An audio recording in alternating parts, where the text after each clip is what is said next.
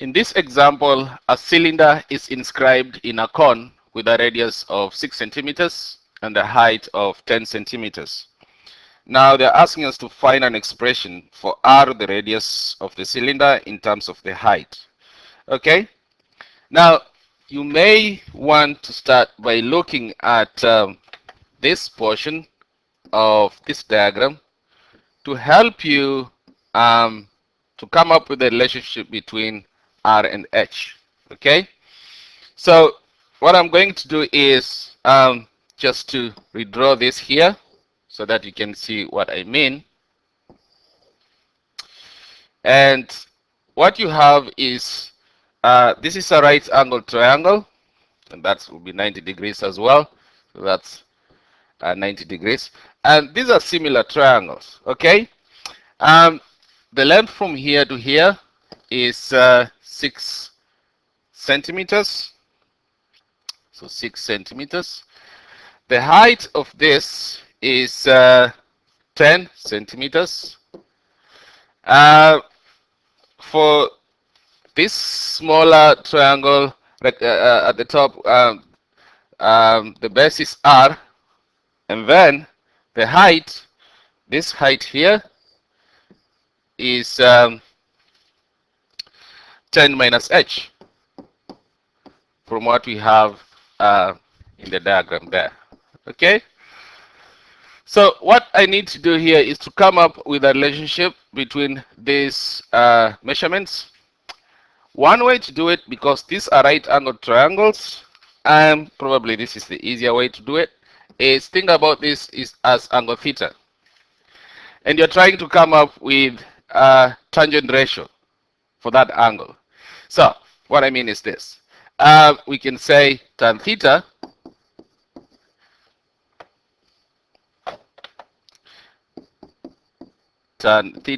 will be equal to, you know, that is opposite over adjacent. So let's see.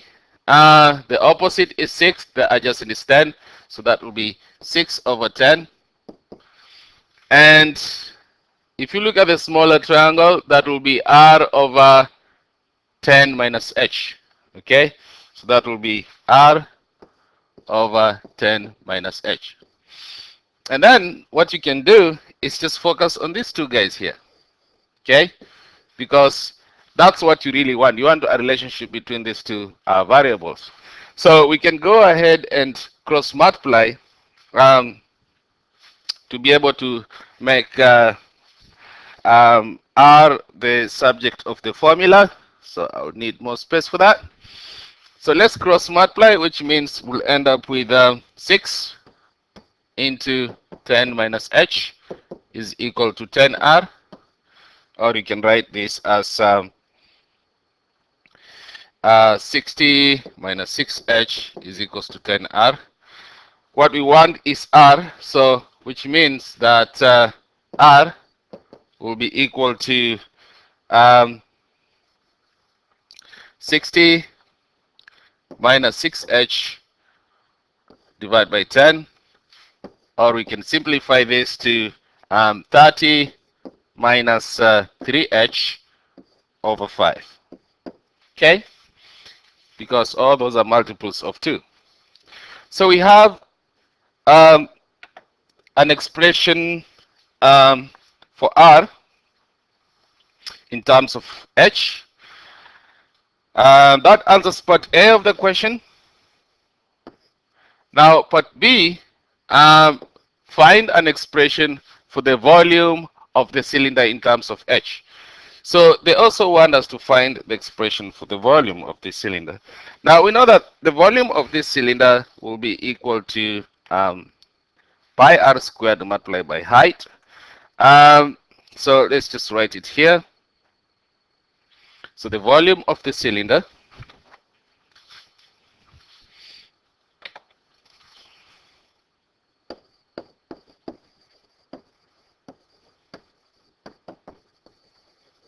will be equal to pi r squared multiplied by height. Now, that was part A, by the way. Now, what we have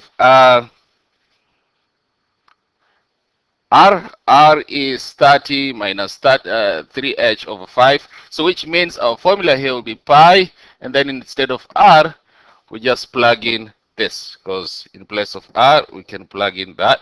So that means that our expression for volume will be 30 minus 3h over 5 squared multiplied by h. Now, what we have to do now is to simplify this guy so that we can end up with something that we can work with. So which means we will end up with pi. We have to FOIL the numerator, square the denominator. And that, by the way, pi, that will be pi multiplied by h. And then we can just FOIL the numerator, which will be 900 minus 180h plus 9h squared over square the denominator 25. Okay, because you're squaring everything, numerator and denominator. Okay, so what do we end up with? We end up with pi over 25. I want to multiply h by everything inside, so that will be 900h minus 180h squared plus 9h cubed. Okay, so we have that. That's our expression for V, the volume of this cylinder. So, part C of the question. Okay, we are now moving to part C. Find the derivative of this volume. So, part C, we have to find the derivative of this volume. We'll need more space for that. So, we need to differentiate this expression here. So, for part C, the derivative of the volume, and by the way, we are finding the derivative of this volume with respect to h, so dv over dh, that will be equal to, because pi over 25 is a constant, you can put it outside, so d over dh of this expression. Okay, so this is another way on how, if you have a constant, you can just take it out. Okay, so now we can go ahead and differentiate whatever we have. So if we differentiate the inside, we'll have 900 minus 360h plus 27h squared. Okay, so we have that, which means, yeah, we're done. But they're also asking us to, in the question, asking us to find the second derivative. So we need to find the second derivative. So, which means we have to find the derivative of this again. And pi over 25 is a constant, so I'll put it outside. dv over dh of what we had, which is 900 minus 360h plus 27h squared, which will be pi over 25 into, differentiate the inside bit, which is negative 360 plus 54h. Okay, so we have these guys here. What else are we required to do in this question? So back at the top, we are required to find the radius and the height of the cylinder with the maximum volume. So we need to find the critical points before we can be able to justify whether that critical point gives us a maximum, before we can find the radius and the height. So the first step will be find the critical points. Okay, so this is now question D. So D, step 1.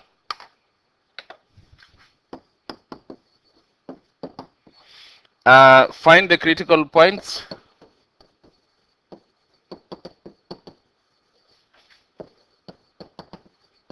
And you know where they occur. They occur where the first derivative is equals to 0.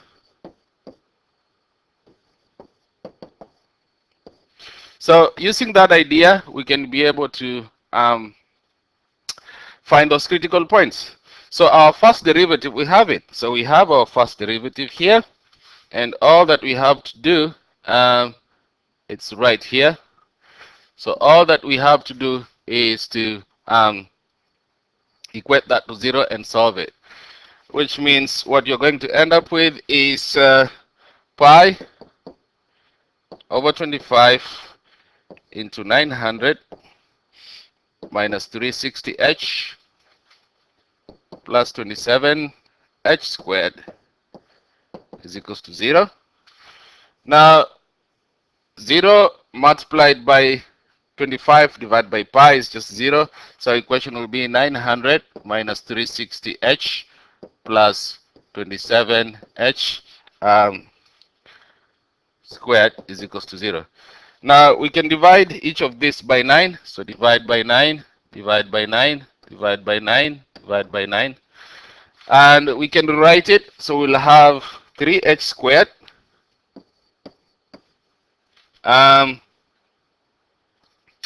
minus 40h plus 100 is equals to 0. Now we need to solve this, and you can use splitting the middle term method. So we need to find two numbers. Okay, so split the middle term. We need to find two numbers whose sum is negative 40 and whose product is 300. Okay, because we have 3 multiplied by 100 is 300. So the two numbers will be negative 30 and negative 10. Okay, so what we need to do is just take these numbers here and rewrite the middle term using those numbers. So what we'll end up with is 3h squared minus 30h minus 10h plus 100 is equals to 0. And then we have to factorize. So, factorize that and that separately. So what we end up with is 3h into h minus 10 minus 10 into h minus 10 is equals to 0. So 3h minus 10 h minus 10 is equals to 0, which means h is equals to 10 over 3. Need more space here. So h is equals to 10 over 3, or h is equals to 10. So we have two critical points, and we need to find out among these two critical points which one is represents maximum volume. So that will lead us to step 2, which is justify that the critical points that you found represent the points when maximum volume occurs. So justify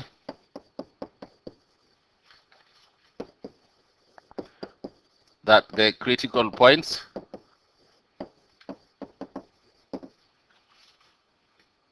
you've calculated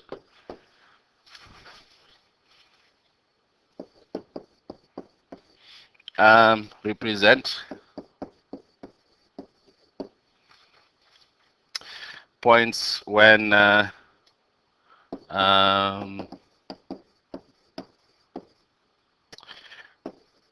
maximum volume occurs.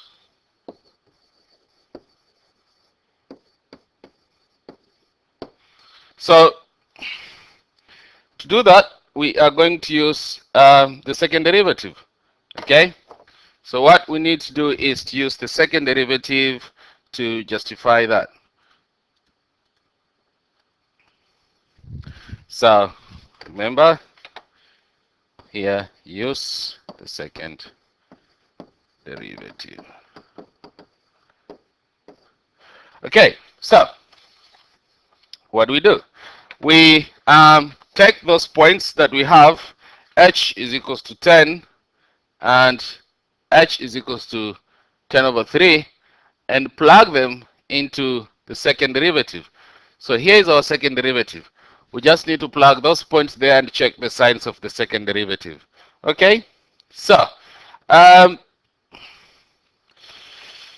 we can start with 10. So at h is equals to 10, the second derivative will be pi over 25 into negative 360 plus 540. Yeah, because h is 10, I'm plugging it in there, so that will be 540. So 540. And what I'm going to end up with is that will be 180 pi over 25. Now, we can see that the second derivative here is positive. And because the second derivative is greater than 0, that means the minimum volume occurs here. So hence, we can say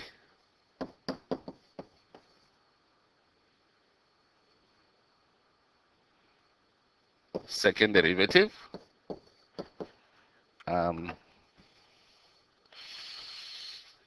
d2v over dh2 is greater than 0. So minimum volume occurs here, if that makes sense. Okay, and then we can try the other one. At h is equals to 10 over 3. We'll have the second derivative